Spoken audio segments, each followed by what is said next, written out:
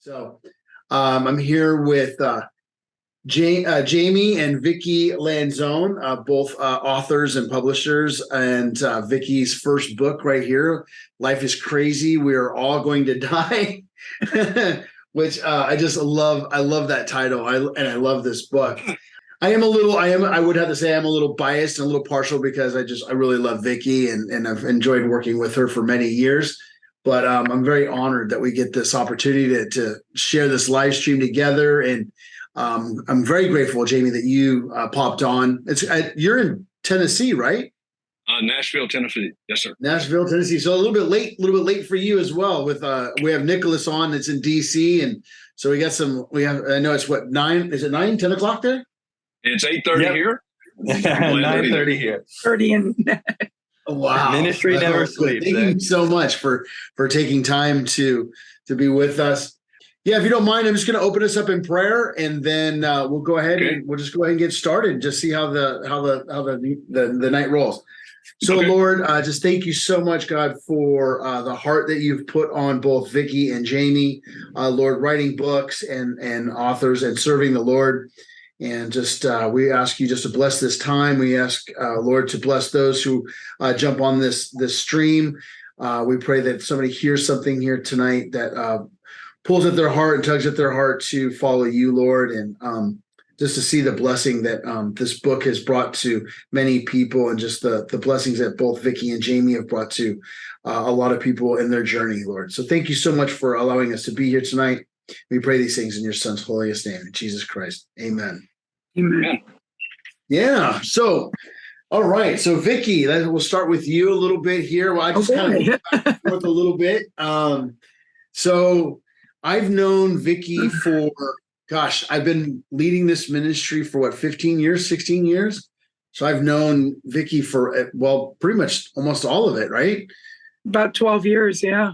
About 12 years. Gosh, it's gone by fast. So I will say that, Vicky, I want you to share a little bit about your story and your journey on how you got to the ministry. I do know that you just showed up one night and just like I did, and then you just never left. Right. It's almost kind of like, you try to leave, but Christ just keeps pulling you back in. Right?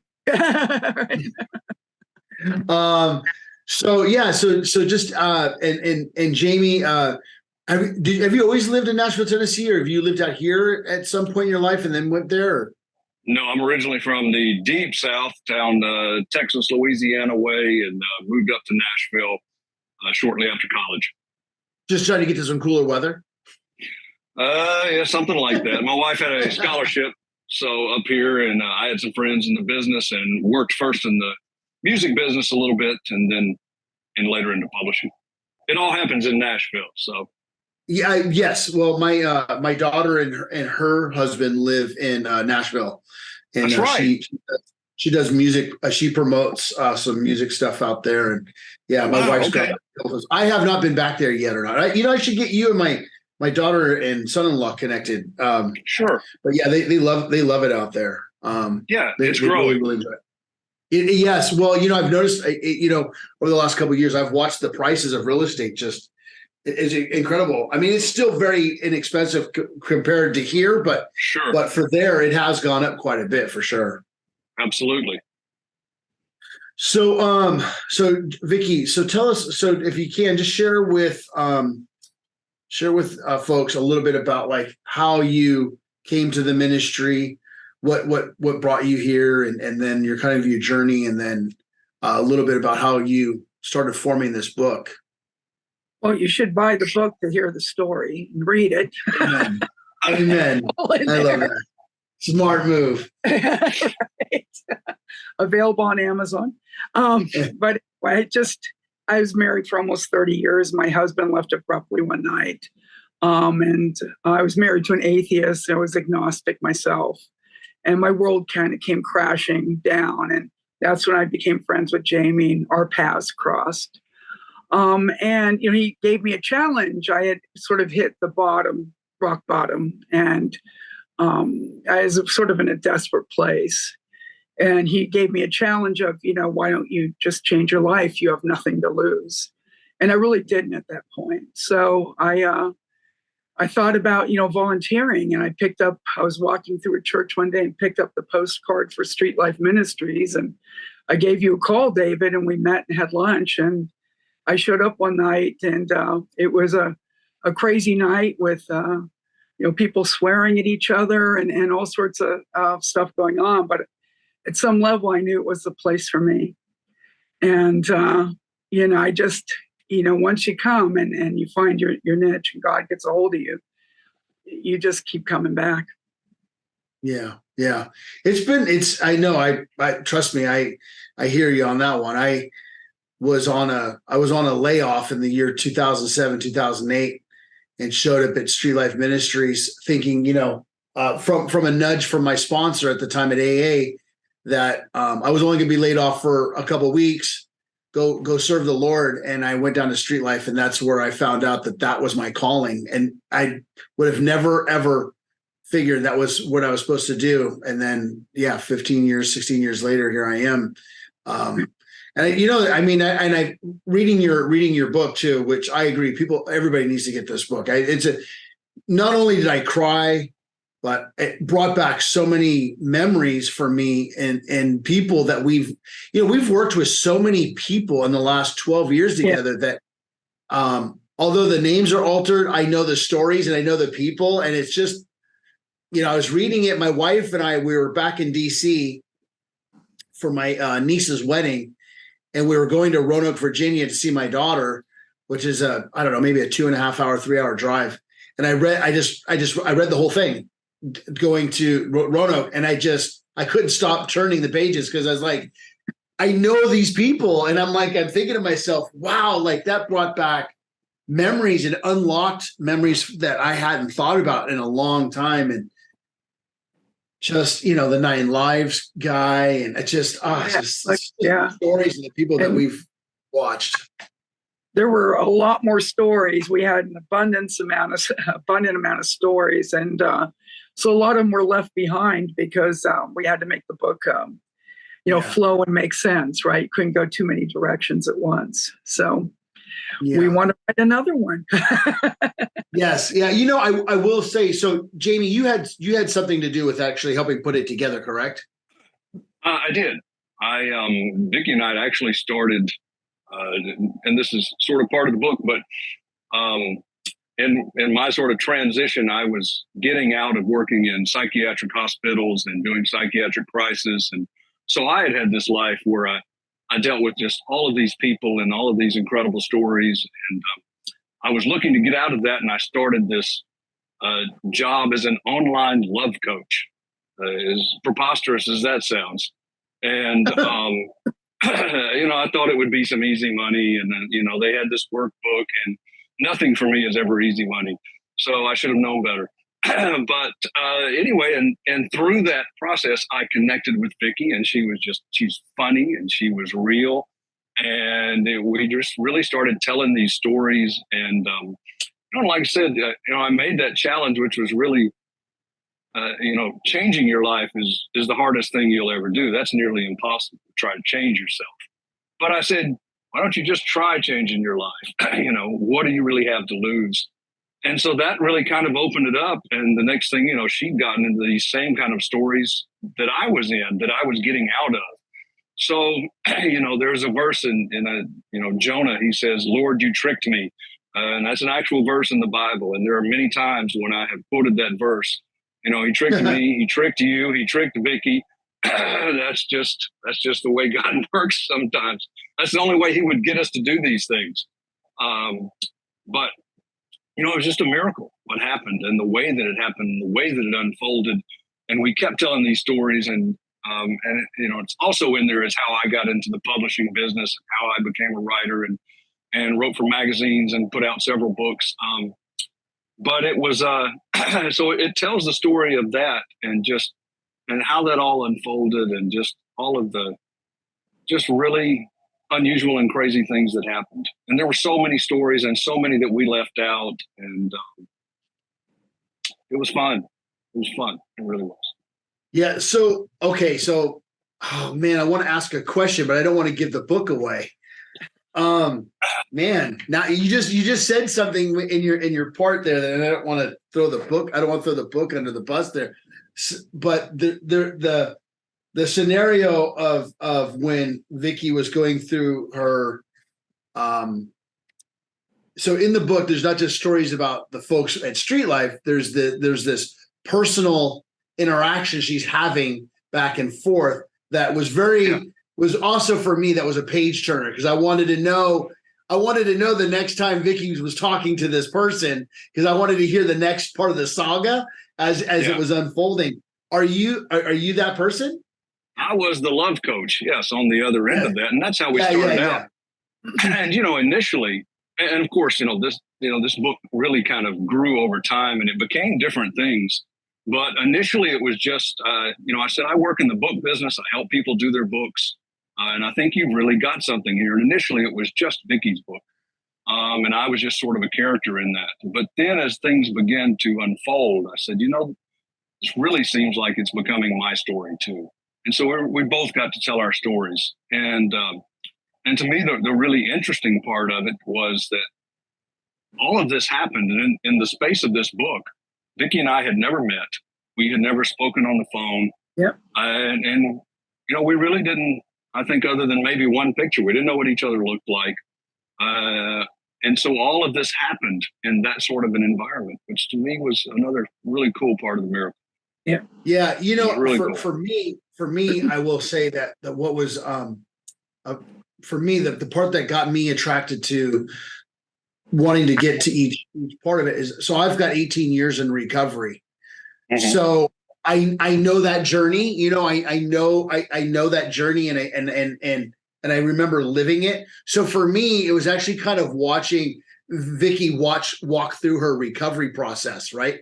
And so, and I think that's a selling point for anybody who's, watching this right now, or will be watching it on YouTube, to get the book, because if you're going through something that you feel like there's just no end in sight, this book will help you through that, because there is an end. There is a light at the end of the tunnel. But the journey is to be honest with you, the journey's part of the, I know it doesn't feel good going through it, but it's part of the joy, because once you get to the other side, there's this massive thing that God has done in Vicky's life. And it's made you guys good friends. I mean, now, and then this book, and I will say, I know that I'm not the only one that's heard this, but I keep getting asked, so when's the next book coming out? Because I've heard that from my wife. I've heard that from a few other people that have read the book. So, Vicky, there has to be a, we got to see more of this. Maybe the life is crazy and you don't die. I don't know. I don't know. So, but yeah, there's definitely got to be a second book coming for sure. Yeah. If we can just sell a few more thousand of these, right? So then we can get to the second. Oh, I know. Are working on the second book. Well, Paul says marriage is not for the faint of heart, but also writing a book is definitely not for the faint of heart. That's the truth. That is the truth. Yeah, Vicky's told me the journey is it's a roller coaster ride for sure. Yeah, it took a long time. Yeah. So so Vicky, so just for our viewers and listeners, so how long have you been collecting the journal of these stories of the people on the street? And obviously you also probably wrote in a journal because of your divorce and the saga of that, because of the book that when I read it. But how long have you been collecting all that information? Since 2011. Wow. Okay. In the book are the actual emails between Jamie and myself. And that's me here. Yeah. So we kind of took those and reformatted everything to make sense. Right. And figured what was important and what wasn't. And structuring this book, Jamie did the bulk of work on that. And that was quite something to finesse that, to have it flow and have it make sense. Right. And then I think I knew you already said this, but so like at what point in your guys' friendship and getting to know each other did you guys decide, hey, you should put this in a book? It was probably 4 or 5 years in, I would say. Yeah. You know, and because the stories they were really rich, and Vicky was a very natural writer. She had a lot of natural aptitude for writing. And I was, you know, at that point I was already working in the writing industry. And I worked in the faith-based writing industry, and there was so much of what I saw was sort of platform driven, not only to build your platform, but also it was written in a platform voice to sort of like speak from a pulpit, and it was just the same themes, you know, as how to fix your broken marriage, how to fix your broken bank account, how to, you know, how to break through spiritually. And I saw very little storytelling, you know, and I was working on all of these different books in the industry, but then what Vicky would send me, you know, through this correspondence we had, to me was better than the things that I was working on. And so when I see that over and over again, that's what I said, I really think there's something here, something different, and something that, you know, to me, not only the faith-based industry, but just that people want to hear. And that's just a story. You don't have to preach. You don't have to make a sermon. You don't have to do all that. Just tell a story. And Vicky had so many incredible stories. Yeah, I mean, I'll tell you, it laid down really well. I mean, I thought from beginning to end, it definitely laid down really well. I was very impressed with it. I thought, you know, a book, okay. And then Vicky asked me to read the draft, and I was like, wow, this is really cool. And she didn't bash me too bad. I was waiting to see my section where she really beat me up, and I thought, I wonder if she contemplated back and forth a little bit on how bad she was going to be. It's going to be another book, David. That's in the next book. Yes, indeed. I love it. Yes. You know, I mean, as far as the book goes, I mean, I know this might sound like a dumb question, but do you feel like after you wrote all the journals and all the stories, and then actually formatting it into a book, do you feel like you went through another set of healing? I did. I mean, it was a little nerve-wracking because I put a lot out there in that book, and you know, Jamie asked me, "Are you okay with telling all this?" And I'm like, "Sure, yeah," because if somebody can get something out of it, I'm all for that. Sure. But you know, right before it went to print, it's like, oh no, what have I done? You know, I'm sharing a lot of myself, and I tend to be a very private person, right? But so it brought out more. Yeah, right. It sort of brought out a boldness in me that, you know, I needed to have and do at this point. No, I think it's wonderful. I mean, my hope is that somebody's going to pick the book up and they're going to read it and realize, you know, hey, this is me. You know, this is my journey as well, and I'm not doing this alone. You know, one of the things I learned over the years being in recovery is, you know, you go to a lot of AA meetings, and it's nice sometimes, even though the person's story is traumatic and there's a lot of heartbreak in it, but a lot of the stories that you hear in these meetings, they're very similar to your own journey. And there's a part of that you start to realize, like, hey, I'm not the only one who has gone through, you know, any kind of, you know, abuse or any kind of stuff like that. And so you go like, wow, you know what? I'm not alone in this world as much as I thought I was, you know, and because, you know, we get in these little cubes and we think it's just us, right? And so anyway. I mean, I think that's the main message of the book, is that you aren't alone. Right? Yeah.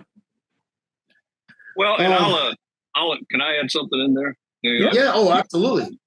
You talk about the recovery community. And so, like I said, shortly after high school, I started working in psychiatric hospitals, but also alcohol and drug rehabs.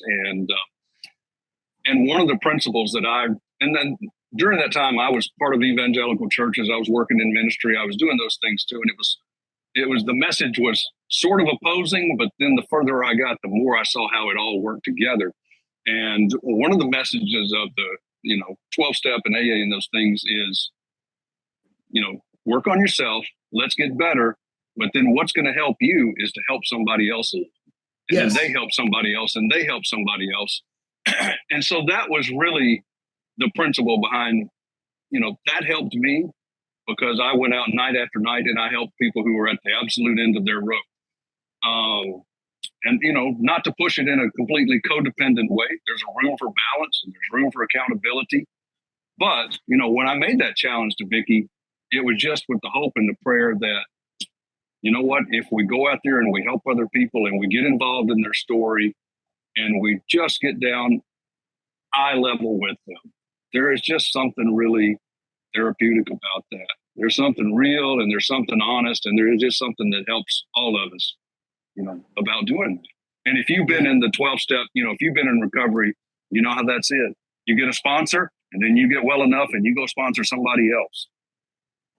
Yeah. Well, I joke about this, but at the same time, there's some seriousness behind it. Is that if you look at the whole purpose of Street Life Ministries, it's like living a 12-step every day, right? Mm-hmm. So we take, like Vicky, myself, and Danny, our outreach guy. Anybody who's a volunteer or a paid staff, that's most of us have been through some stuff, right? And so you're taking what was given to you and then you're putting it into practice by then giving it back to others.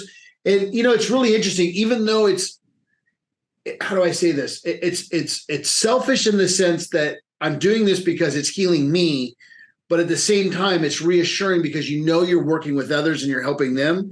And at the end of the day, the whole feeling really good about it is that when you go home, you're like, you know what?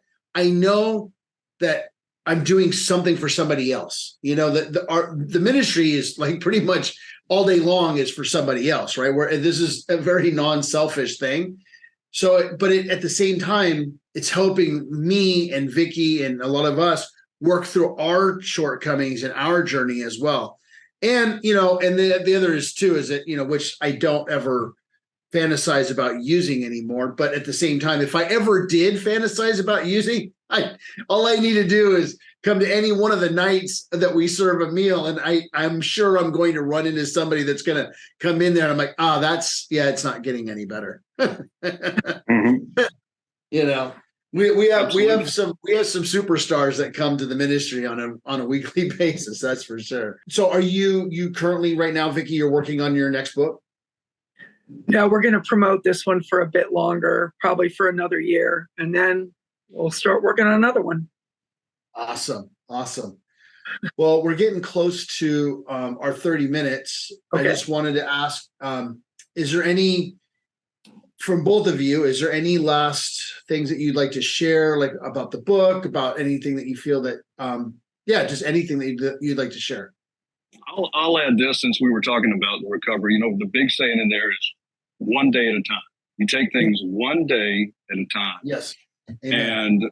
And the book that drew me into the Bible when a lot of other things really were kind of hit and miss was the book of Ecclesiastes. I read that, as a teenager, and it really rang a chord with me because evangelicals love Proverbs, but Ecclesiastes leaves a lot of people sort of, is this depressing? Is this, everything is meaningless?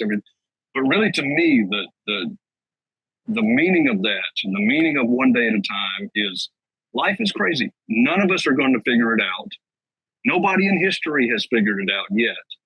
And every one of us is going to die. We have a limited amount of time here on this earth. So you make the most of your days, knowing that you're not ever going to figure it out. And so, the subtitle is looking for hope, finding hope in strange places.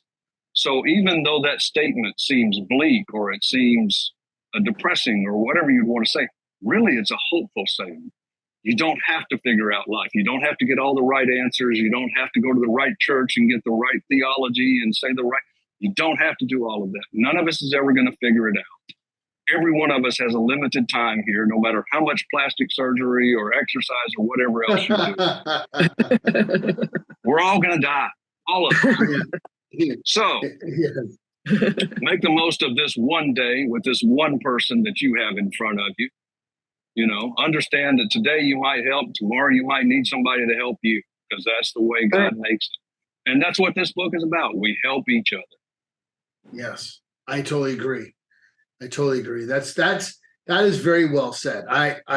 Yes, 100%. Vicky, do you really quick before you close this out, Vicky? I just want to ask. So where did the title come from? Well, we had a different title first, and then we kind of, this title came from Jamie, and we kind of kicked it around, going like, oh man, maybe that's just going too far. And if you're going to make a book that says life is crazy, we're all going to die, you better live up to it, because that's a bold title. And then the more we kind of sat with it, the more it just made sense, that is the title. We're really glad we did change it. Well, I mean, no, the title actually fits well with the book. I was just, there's nothing in the book that gives away the title. So I was just curious where that came from. And then you just said Ecclesiastes, and you talked about life being crazy. So I thought, okay, I want to ask. And you are right. We are all going to die. Nobody escapes this thing. That's for sure. Hey, David. So, yes, sir. How did you feel about that part where the streetwalker told you how much it was for a quickie? Oh, yes. I love that part.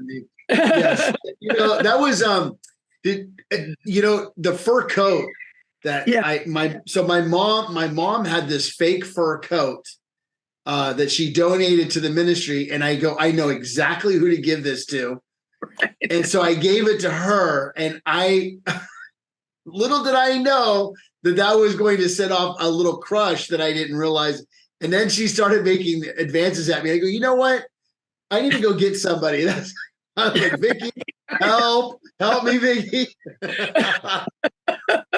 See, as a writer, that was one of those lines where I was like, this is gold right here. He's the preacher, right? Oh yeah, baby, everybody's got needs. It's $40. Yeah. Oh yeah. No, she was, the thing was, she was serious. Oh, I know. That's what made it. I was like, oh no, no. Oh, that was gold. I think that was. It doesn't take much to make me embarrassed or nervous, but that one got me. That was. So I've seen you speechless, David. I was. Yes, I did not. I was like, help. Well, that was the kind of story where I went, we've got a book. This is a book. This is awesome. Yes. Yeah, that was funny when I read that. I totally forgot all about that too. And I remember I was just trying to hand her hot chocolate. Yeah. Yeah. She definitely approached me. Oh my goodness. So thank you for being in our book. Yeah. So any final thoughts that you have? Vicky? Oh, I'm sorry. I didn't hear you. No, it's okay. Well, thank you for letting us tell the stories too, David. You're in the book, Sean's in the book, a lot of the Kevin's in the book, a lot of people that are currently in street life are in there. And I hope people buy it and get a sense for what we do every day, at Street Life. And it's not what you might think. Yeah. Kevin's a good part of that book and too. What an amazing story that was. Yeah. Great. Well, it's one of transformation for sure, and continual transformation. It's interesting to see this big guy who, for all intents and purposes, was pretty, his heart was solidly hard, and the same thing with Kevin, with Vicky and I. I mean, the ministry drew him in. And the rest of it has just been this constant transformation and growth ever since, and it's been a good journey. I mean, it's Vicky will probably contest to this too. There's those who come to the ministry that they find a home there, and then there's those that just come and serve, But I will tell you, we've got a good group of people that have been part of this ministry for multiple years. And it's family. I mean, they know us. And the homeless people, I will tell you, the one thing that I don't know if Vicky has ever shared this with you, but the homeless community is very untrusting. And with us always being there, the same faces, this, we don't change. I mean, our attitude, our demeanor doesn't change. And you know what? For whatever craziness goes on in their life, they know what to expect at street life. And they feel safe. They just feel comfortable and safe. They don't follow a lot of our direction, which would be able to change a lot of their lives, but that's okay. You've earned their trust, and that's no small thing. Yeah. We've definitely built a solid foundation with them, which has been pretty amazing, Well, I'll tell you from Nashville, I appreciate what you do, and I have been blessed to be part of street life and to know that just to hear the daily reports of what you do. Yeah, when do you come out to California next? Soon, I hope. I hope in the spring. Okay, yeah, it'd be great to have you come out. Yes, yeah, it would be awesome to have you come out and be a part of the ministry again. So look forward to it. We love it, man, and we really, really love what we do and the folks that we have. And it's crazy. Vicky and I, we might have our moments where we're pulling our hair out, but you know what? At the end of the day, it's we love it. That's part of any ministry, and you're real, and that's what I appreciate about it. When I come, I work in Christian. I live in Christian Hollywood, so I'm going to tell you what you do is real, and I appreciate it. I appreciate it. Hey, that's so funny. That's what my our daughter has said that comment too. Christian Hollywood. Oh man. Well, thank you guys so much, and I really appreciate your time. And I really, really am praying that the sales of this book continue to grow. I hope that people that'll watch this and hear this interview, I hope that will bring them on over to Amazon and get a copy. Thank you, David. We appreciate you. Thank you, David. All right, guys. You have a wonderful night, okay? And God bless you. You too, brother. Take care. Thank you. Bye.